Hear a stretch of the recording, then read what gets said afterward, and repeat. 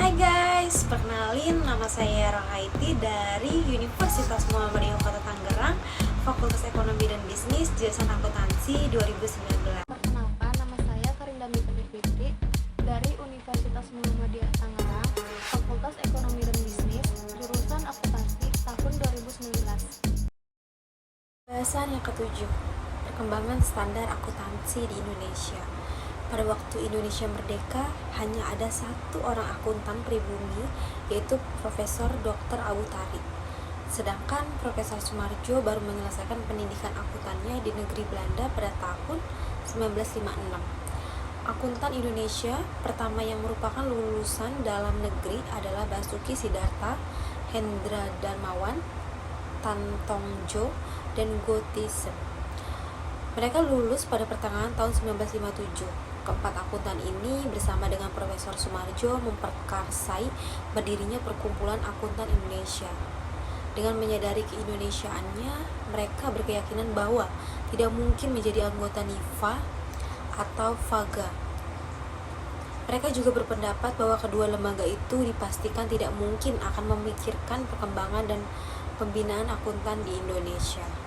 Perkumpulan yang diberi nama Ikatan Akuntan Indonesia akhirnya terbentuk pada tanggal 23 Desember 1957, yaitu pada pertemuan ketiga yang diadakan di Aula UI pada pukul 19.30. Pada tahun 1973, untuk pertama kalinya, Ikatan Akuntan Indonesia menerbitkan prinsip akuntansi Indonesia dengan maksud untuk menghimpun prinsip akuntansi yang lazim berlaku di Indonesia dan juga sebagai prasarana bagi penerbitan laporan keuangan untuk perusahaan yang akan memasuki bursa pasar modal. Pada tahun 1994, Ikatan Akuntan Indonesia melakukan revisi total terhadap prinsip akuntansi Indonesia sejak 1984, dan sejak saat itu mengeluarkan serial standar keuangan yang diberi nama Standar Akuntansi Keuangan atau SAK, diterbitkan pada 1 Oktober 1994. Sejak tahun 1994, Ikatan Akuntan Indonesia telah memutuskan untuk melakukan harmonisasi dengan standar akuntansi internasional dalam pengembangan standarnya. Dalam perkembangan selanjutnya terjadi perubahan dari harmonisasi ke adaptasi, kemudian menjadi adopsi dalam rangka konvergensi dengan International Financial Reporting Standard atau IFRS. Pembahasan yang ke-8 yaitu tentang persepsi manajemen, lingkungan kerja, dan pelaporan keuangan. Persepsi pihak manajemen sebagai pihak yang menyusun laporan keuangan sangat mempengaruhi proses penyusunan dan pelaporan informasi keuangan itu sendiri. Persepsi pihak manajemen biasanya akan tercermin dalam keputusan yang diambil terkait dengan proses pelaporan keuangan yang akan dilatar belakangi oleh 1. Pemahaman pihak manajemen mengenai standar dan metode akuntansi yang digunakan, dan yang kedua, pengaruh lingkungan di mana manajemen berada. Implementasi suatu standar mensyaratkan adanya dukungan dari lingkungan bisnis.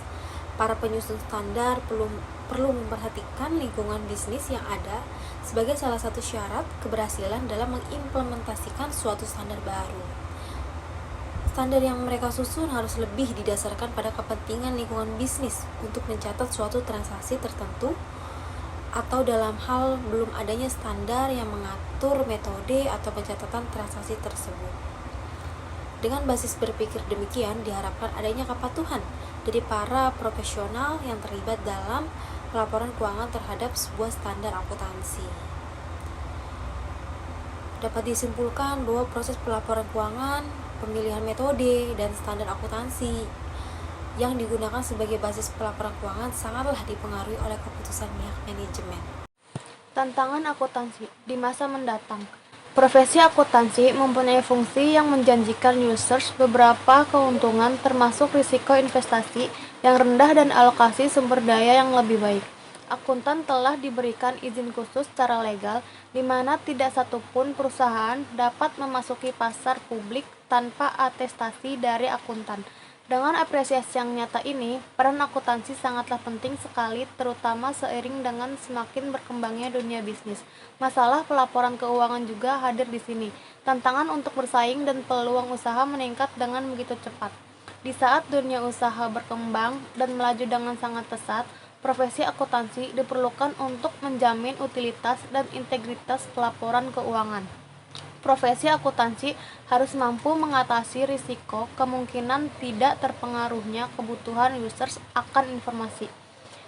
Sudah saatnya bagi profesi akuntansi untuk memulai mengambil tindakan-tindakan yang menjamin utilitasnya di masa mendatang. Masa depan pelaporan keuangan. Ada 3 hal yang sangat penting bagi masa depan pelaporan keuangan yang perlu dicermati dan mendapat perhatian khusus dari profesi akuntansi, yaitu 1. Masalah pengakuan dan pengukuran atas aktiva dan kewajiban perusahaan. Dengan kata lain, apa yang seharusnya dilaporkan dalam laporan keuangan atau neraca. Neraca harus dapat secara memadai dan akurat mencerminkan aktiva dan kewajiban perusahaan. Seharusnya dapat memanfaatkan neraca untuk memperoleh gambaran yang cukup mengenai suatu perusahaan. Namun, pada kenyataannya, banyak sekali keterbatasan yang terkandung dalam neraca. Di antaranya adalah kecenderungan untuk mengabaikan efek inflasi, tidak mencerminkan nilai perusahaan saat current value of active, tidak mengungkap seluruh aktiva dan kewajiban perusahaan, serta kurangnya memiliki daya banding. Untuk kebutuhan akuntansi di masa mendatang, mungkin perlu dipikirkan cara baru agar supaya apa yang dilaporkan dalam neraca dapat menjadi lebih relevan atau dapat memberikan gambaran mengenai nilai perusahaan yang sesungguhnya. 2. Masalah ketetapan waktu. Masalah ketepatan waktu dalam pelaporan keuangan juga semakin bertambah penting seiring dengan kemajuan kompleksnya dunia bisnis. Saat ini, laporan tahunan dan bahkan laporan kuartalan sudah tidak lagi dapat memenuhi arus kebutuhan yang semakin mendesak. 3. Masalah pendistribusian informasi. Masalah terakhir sehubungan dengan masa depan akuntansi, yaitu pelaporan keuangan yang perlu dicermati dan mendapat perhatian khusus dari profesi akuntansi adalah cara informasi keuangan distribusi. Profesi akuntansi mungkin perlu memikirkan perubahan paradigma dalam sistem pelaporan keuangan jika ingin mengembangkan akuntansi dan sistem pelaporan yang dapat menjawab segala tantangan yang timbul di masa mendatang. Materi yang kami sampaikan kurang lebihnya mohon maaf, semoga bermanfaat. Wassalamualaikum warahmatullahi wabarakatuh.